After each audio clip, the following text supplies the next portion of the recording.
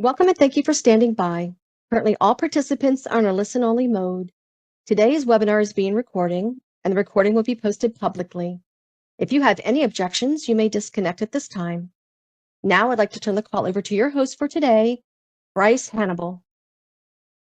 Hi, everyone. Thank you so much for coming out today. I really appreciate your time and effort coming to today's FSRDC webinar.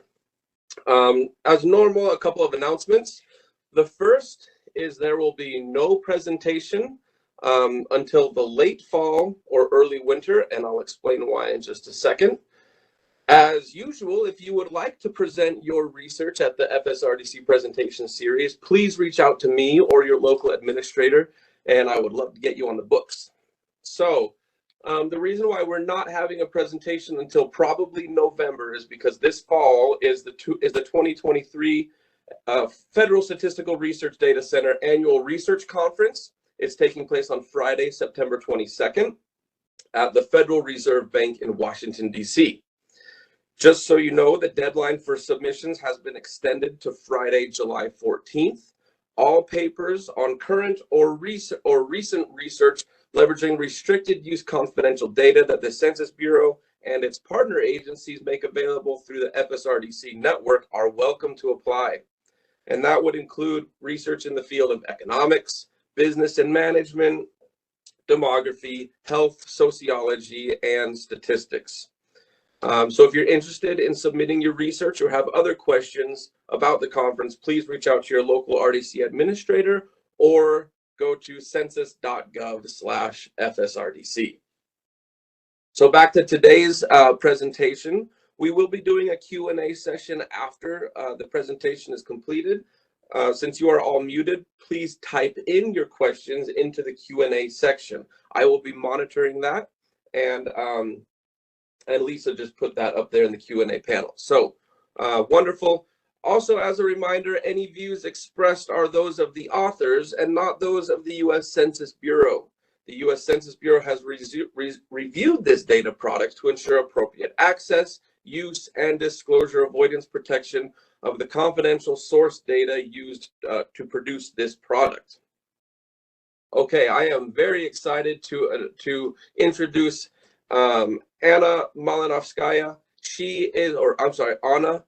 She will be presenting her paper titled Long-Term Own and Dynamic Complementarity Effects of the WIC Program. Anna is a PhD candidate in applied economics at Cornell University. Her fields of specialization are public economics and applied econometrics. She's interested in the economics of human capital accumulation and the interactions of human capital accumulation with policy. So with all of that, I turn it over to Anna. Go ahead. Thank you, Bryce, Liz, and Census for having me here today. Today, I'm going to be presenting one of my dissertation research projects titled The Long-Term Own and Complementarity Effects of the WIC Program. However, this project is not 100% complete yet.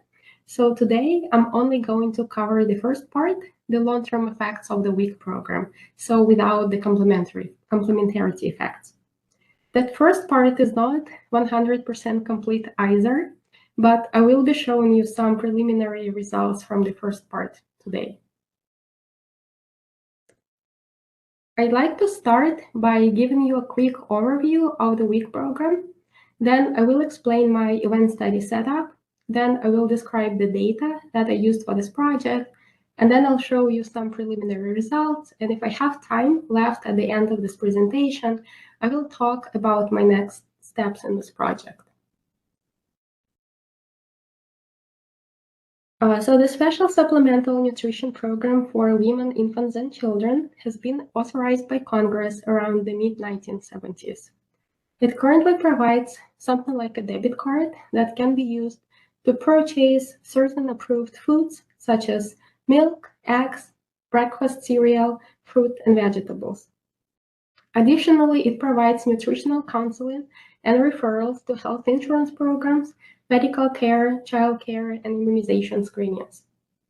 In 2019, in an average month, just a little over 12 million individuals were eligible to receive WIC benefits. though only about half of them actually enrolled in the program. The USDA estimates WIC participation rates by race and ethnicity and finds that they do vary a lot by race and ethnicity. The chart on the left shows that WIC program participation rate is the highest for the Hispanic and Latino population and lowest for whites. 62% of the eligible Hispanic population enrolls in the program, whereas only 35% of eligible whites do. The chart on the right shows that most individuals enrolled in WIC are enrolled in other social programs, such as TANF, Medicaid, and SNAP. Less than a fifth of individuals receiving WIC do not receive any of these other benefits. And of course, this is by design because WIC targets low-income individuals, and we're going to take a look at WIC eligibility requirements next. There are 4 sets of eligibility requirements for WIC. The first one is categorical. The eligible categories include pregnant, breastfeeding, and postpartum women, infants through their 1st birthday, and children through their 5th birthday.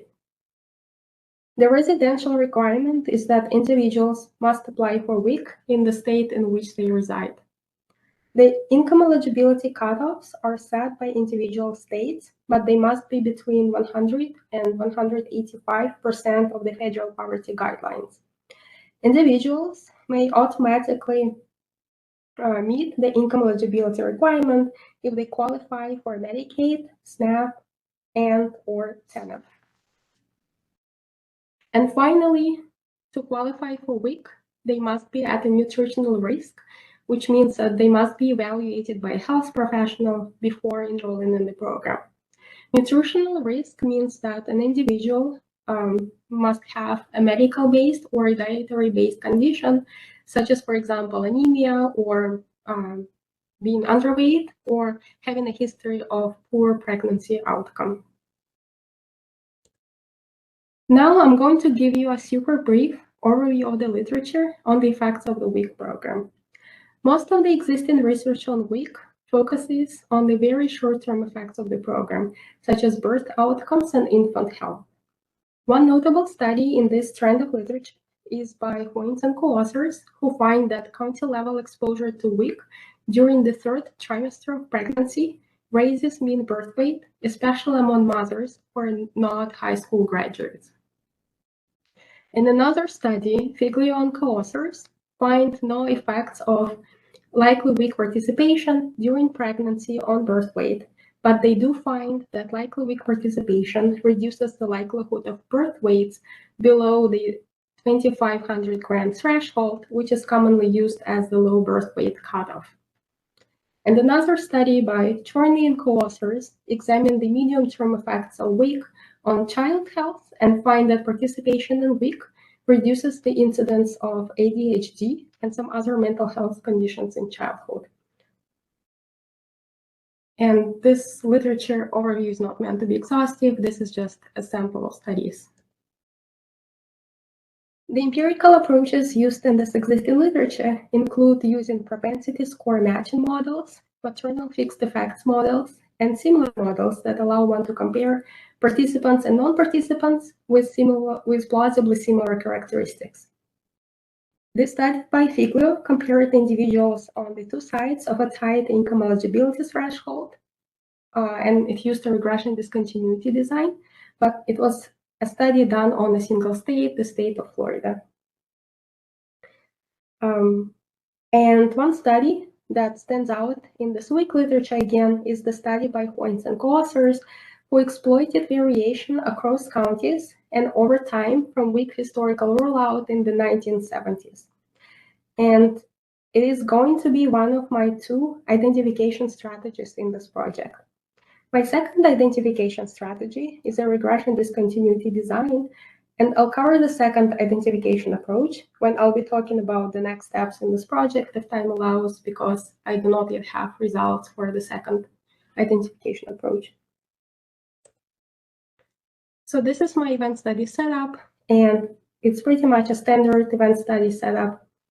Omegas here are event study dummies. So for example, omega 0 is equal to 1 for county I in year T if that county launched a WIC program in that year for individuals born in that county in that year. I include 3 periods before treatment and 5 periods after. So this is going to be an unbalanced panel, as some counties will only be observed for 1-2 years after treatment, and some will be observed for 5 years after treatment. C here is a set of pre-treatment county-level covariates describing county population composition.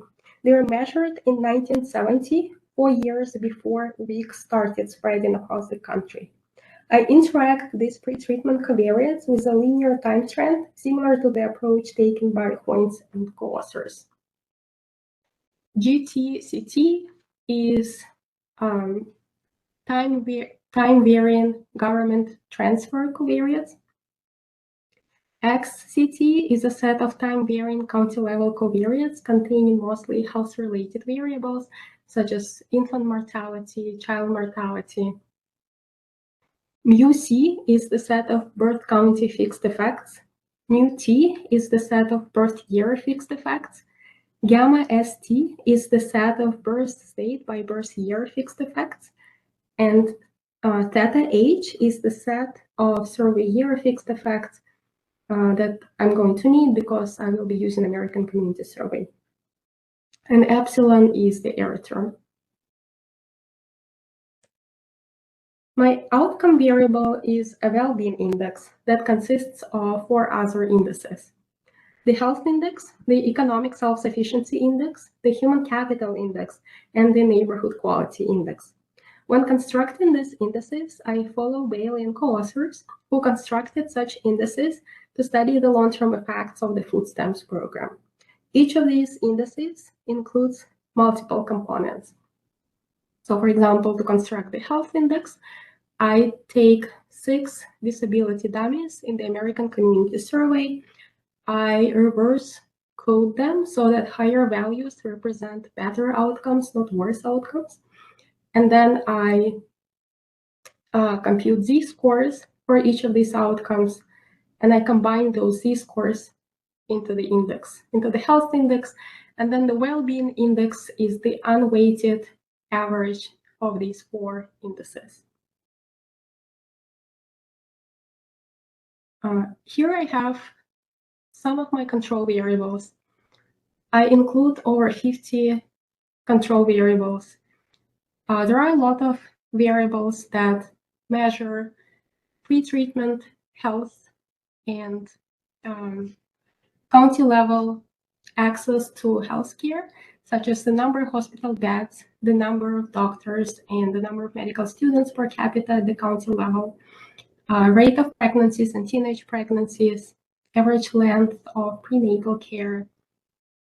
There are a bunch of variables on county-level government transfers, county-level personal income, and the variables measured in 1970 pre-treatment that describe the composition of county-level population. There are a few things I would like to note. First, I do not observe enrollment in WIC in childhood. I only observe exposure to WIC, so I'm estimating intent to treat effects. I also consider some additional outcome variables that I'm not going to be presenting today. The not incarcerated dummy, which is based on observing whether individuals that I observe in American Community Survey or Census are observed in group quarters or households, and survival to 2020. I also want to note that WIC started spreading across the country in 1974, so my sample is going to include individuals born in 1972 through 1979 in counties and years for which historical information is available on the status of the WIC program in those years. Unfortunately, the historical data is incomplete, so I do not have full information on all the counties and all the years, even in this relatively small time period. But I'm trying to do the best with the information available to me. And I do have complete information on WIC availability at the county level for 1974 and 1975. For 1978, the next year in my sample, the information is very much incomplete. It's only available for a sample of 13 states. And then I observe all counties again in 1979, but I only keep in my sample counties observed in 79 if I know their WIC treatment status in 1978. That does reduce my sample size, but since I'm doing an event study, it's important that I observe counties for as long as I can observe them. So if I include in my sample counties in 1979 that I don't observe in 78, then it's really unclear whether they started their WIC program in 76, 77, or 78, and that messes up with my design, so I drop those counties. I also want to know that I reverse code all negative outcomes.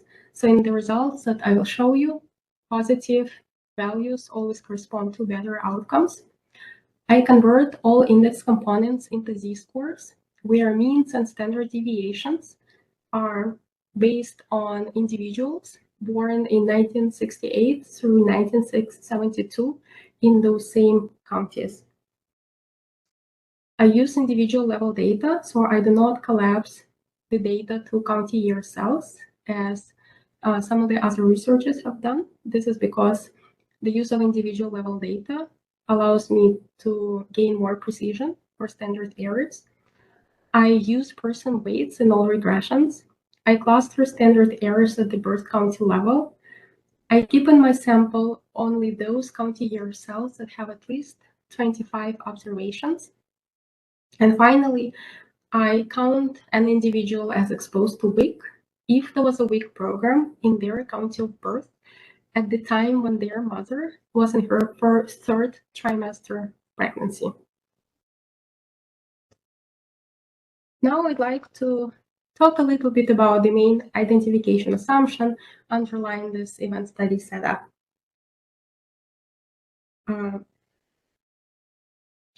And whether I think this identification assumption is likely to hold or not. There are some things that I know and some things that I don't. So what I don't know is whether the historical rollout of WIC was indeed exogenous. But I do know a couple of other things. First, Points and co-authors studied what county characteristics predict earlier WIC adoption, and although they found a positive and statistically significant association between earlier WIC adoption and higher poverty rates, that association was small. I repeat their prediction exercise with public data, but I add more predictors. And I find that in addition to higher poverty rates, another predictor of earlier WIC adoption is lower length of prenatal care at the county level. I also know from archival records that I found at the Texas State Library that the rollout of WIC was in fact very deterministic in at least one state, the state of Texas. I found that Texas state officials developed county priority rankings based on need and used those rankings to award WIC funding to counties. This information will be underlying my second identification strategy, the regression discontinuity design, that I will describe in more detail in the next step section if I have time left at the end. But the implication of all of this for this event study is that the estimates of the effect of the WIC program are very much likely to be biased downward towards zero, because it looks like WIC followed poverty and some other negative county level characteristics. Now we are getting closer to the results, but before we take a look at the results, I'm going to describe my data. I use three main data sources for my data on outcomes. Although I have access to both Census 2000 and ACS for this project, I'm going to be using mainly the ACS sample because the census sample imposes some serious limitations. The main limitation of the census sample is the timing. Since I want to measure outcomes in adulthood, I would like my sample individuals to be at least 24, 25 years old when they are observed in adulthood. This means that if I'm to use the census sample, I can only have two birth cohorts who were treated with WIC, those treated in 1974 and 1975, who will be 25 by 2000. Alternatively, I can focus on a handful of outcomes that I think make sense to measure before the age of 25. But for now, I'm going to focus on the ACS. In the ACS, the entire sample, even those born in 1979, are going to be at least 25 years old. And that allows me to hope for a bigger sample size in the ACS. In the ACS, my final sample size is around 2 million. And the number I have here might change, but though only slightly, if I change the way I handle counties with missing treatment status in some years. And only a fraction, around 12% of those 2 million, resided in counties that were not yet treated by 1979. So only a small fraction of the sample is from counties that never got treated during my study period.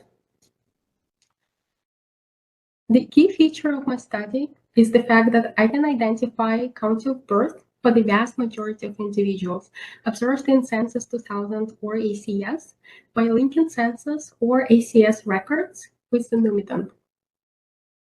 I'm very grateful to my RDC administrator, Nicole, for suggesting that linkage a few years ago when I was only starting to think about the census proposal for this project, because when I started thinking about this project, I didn't know that such a linkage was possible. And finally, I'm going to give you a preview of some preliminary qualitative results. Everything that's mentioned on the slide and on the slides that follow has been disclosed under a qualitative results disclosure request. So overall, when I conduct my event study on the entire 2 million sample from the ACS, I find no statistically significant effects of the WIC program on any of my 5 indices. However, this is probably expected because I'm only capturing in my study design exposure to WIC as opposed to enrollment in WIC. And the vast majority of individuals in my sample were most likely not even eligible for WIC at birth. We saw earlier that even today, only around 50% of individuals eligible for WIC actually enroll in the program. Ideally, I would like to limit my sample to the lowest prenatal care quantile or highest teen pregnancy quantile or highest fraction of low birth weight birth quantile. That is where WIC can be expected to matter the most. But that's going to be a trade-off between having enough statistical power and being able to zoom in on the individuals most likely eligible for WIC at birth. But this is something that I'm going to try next. Next, since an important predictor of WIC was low length of prenatal care at the county level, I focus on individuals in the bottom 2 lengths of prenatal care quantiles, and I find that in that sample, WIC exposure leads to positive and statistically significant improvements in health in adulthood. This is the table with results for the full sample that shows that there is not much going on for the full sample. There might be some negative pre-trends. And then the next table is the results for the bottom 2 lowest length of prenatal care quantiles. It only includes around 650 counties, less than 1 million observations, but this is where I start seeing significant improvements in health. And it includes all races together. Next, I'm going to talk a little bit about the next steps for this project. The first next step would be limiting my sample to individuals in the highest poverty quantile or highest teen pregnancy quantile in 1970 before WIC started spreading across the country, because this is where I would expect WIC to have the biggest effect. But again, I'm concerned about a big reduction in sample size. The next step is using regression discontinuity design in Texas, and then taking this one step further and making the assumption that perhaps Texas was not the only state that determined which counties should be awarded WIC funding in a deterministic way. Perhaps there were other states that behaved like that. So what I could do is I could use that Texas regression discontinuity design and apply that to the entire country. There are a few robustness checks that I'm going to perform. There is a concern about migration in childhood. It's possible that individuals were exposed to WIC at birth, but then they moved to a different county before age 5, and they only received WIC in utero and not in childhood. There are some concerns about China's imports competition and NAFTA. There is a study that shows that exposure, that individuals who entered the labor market around the time that NAFTA went into effect experienced some negative effects. And in fact, NAFTA went into effect when individuals in my sample were graduating from high school and entering college. So this is why I want to do this robustness check to make sure that this is not driving any of the negative outcomes. And finally, an important piece of the study is looking at program interactions. The first interaction I want to look at is between WIC and SNAP. SNAP started spreading around 1960, and by the time WIC started spreading, most of the counties have already had a SNAP program. But there is still a short period of about 5-6 years where there is some overlap, and both programs were still expanding. So I'm going to use that short period to see if in counties where both programs became available, there are stronger effects. Another interaction I could look at is between Medicaid and SNAP. Unfortunately, I cannot look at the interaction between Medicaid and WIC because Medicaid rollout started in 1965 or 1966, and by the time WIC started spreading, the Medicaid rollout was largely complete. But the Medicaid rollout coincided with the rollout of the Food Stamps program. Another important interaction is between WIC on one hand and some educational programs on the other, such as Head Start, and then between WIC on one hand and state-level court-mandated school policy reforms on the other.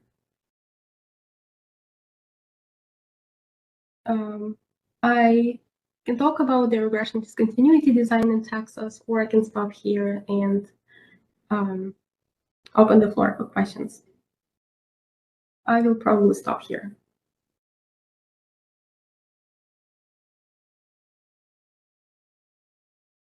Anna, we've got a little bit of time if you wanna walk us through some more of these next steps. Okay, I will choose one of the next steps.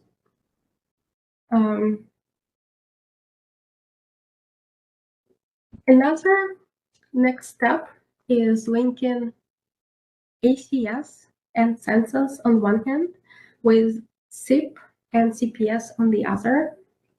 And the reason I want to do this linkage is because if I'm able to find the mothers of individuals whom I observe in ACS and census in adulthood and limit my sample to individuals whose mothers have less than a high school degree, then I might be able to zoom in on the individuals who were most likely eligible for WIC at birth.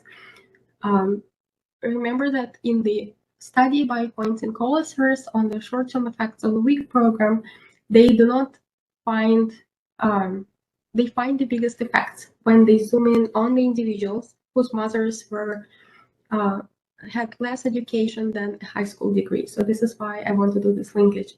But again, this concern here is the sample size.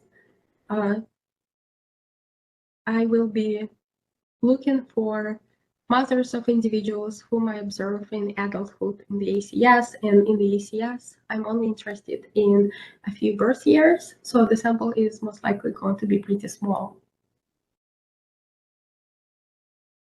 And I'll probably stop here. Okay. Well, thank you so much, Anna. This was great. If you have any questions, go ahead and please note them into the Q&A session portion of the of WebEx, and we'll give it a couple minutes to see how many questions we come up with. I had one actually while we're waiting for some people to put in some questions. Anna, I didn't expect to see such a shock, or I guess. Oh, sorry. I'll turn on my video as well. Such a large external shock on whether or not, or when people enrolled in WIC. Do you know? I just out of and I know that this might be out of the scope of your presentation, but what's the reasoning behind that? What's the reason behind some, like you say here, the 1979 oil price shock and the passage of NAFTA? Why would those events and maybe other events similar to that have such an impact on whether or not individuals enrolled in the WIC program? Oh no, the question is not the reason I want to have those robustness checks is not because I think it would impact enrollment, which happened decades prior. The reason I want to have those controls or to do those robustness checks is because I think that they would bias the results of the WIC program downward if because the individuals in my sample would be entering the job market around the time that those negative effects really manifest themselves.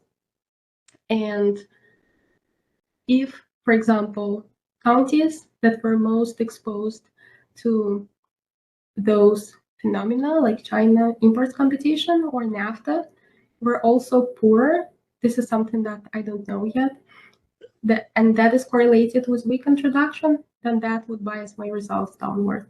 Interesting. And the same about the oil price shock. Well, thank you. Okay, we have a couple questions, so I'll just read them to you, and then if you need me to repeat it or anything like that, just feel free to ask. Okay, so our first question, can you discuss why you choose to turn on the WIC indicator if WIC is rolled out from the third trimester on versus the first trimester on? Other literature on shocks during pregnancy find that the first trimester is important for long-term outcomes. Yes, I did that because this is something that was done by Hoynes and co-authors in their study of the short-term effects of the WIC program, and they studied the effect of WIC on birth weight. And in that study, they cite some literature where they that finds that the third trimester of pregnancy is most important. So all of my county covariates are merged to counties shifted by 1 quarter. So if someone is born, let me say this right. If someone is born in the 4th quarter, I shift them 1 quarter. And this is exactly what what is done in that study by Hoynes and co-authors. But I should probably explore whether my results are robust to this alternative understanding. Thank you. Okay, next question. So we now know about the issues related to the D&D, I think it's a different diff, with staggered treatment. Did you test for pre-trends and allow for separate cohort effects? Yes, so I'm not showing you difference in different results today, but I did use several difference in difference estimators, and I have not disclosed those results. But this is why I decided to start with the event study, because I think that if there are pre-trends, they would be easily noticeable in an event study, because a difference in difference estimator often spits out a single number. And whereas in an event study, we observe the coefficients a few years before treatment and a few years after treatment, and they all have to make sense. So I think that an event study is the necessary first step, and that's why I'm showing it to you. And so the diff and diff is forthcoming. You're working on that? Yes, Okay. yes. I'm working on several newest difference in difference estimators. Perfect. So stay tuned for more information there. Okay, the next question. Some of the mothers in your study are seniors now. Are you considering age cohorts and health outcomes in adulthood? I'm sorry, I'm not sure I understand this question. So it's true that some mothers are seniors now, but I do not observe the mothers. I only observe their children in adulthood. And by the time I observe them in the ACS, they are living separately from their families. So I don't know anything about their mothers unless I link ACS with SIP or CPS. Okay, so perhaps this question has been out of the scope.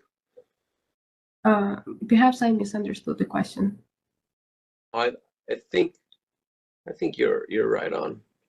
So I guess I'll just say, aside from the senior portion, are you considering age cohorts and health outcomes in adulthood? Are you looking at a different age effect on the health outcome? I do control for age and age squared. Okay. And yeah, I did not disclose those coefficients. Okay. Okay, we'll give it just a minute. If you have any other questions, please feel free to put them into the Q&A portion. Anna, if our attendees have a question once the webinar is over, can they reach out to you directly about that? Yes, of course. Okay, fantastic.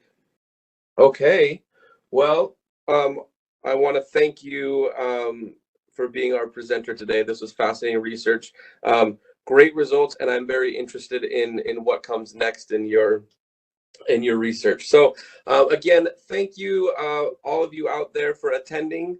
And as I mentioned, we will not have a presentation in the late fall. I'm sorry, in the early fall. We're looking more towards the late fall or early winter. Stay tuned for the flyer when I put that together. And let me just give one more check on the Q&A. Okay, Anna, thank you so much. This was wonderful. I really appreciate it. Thank you for having me today.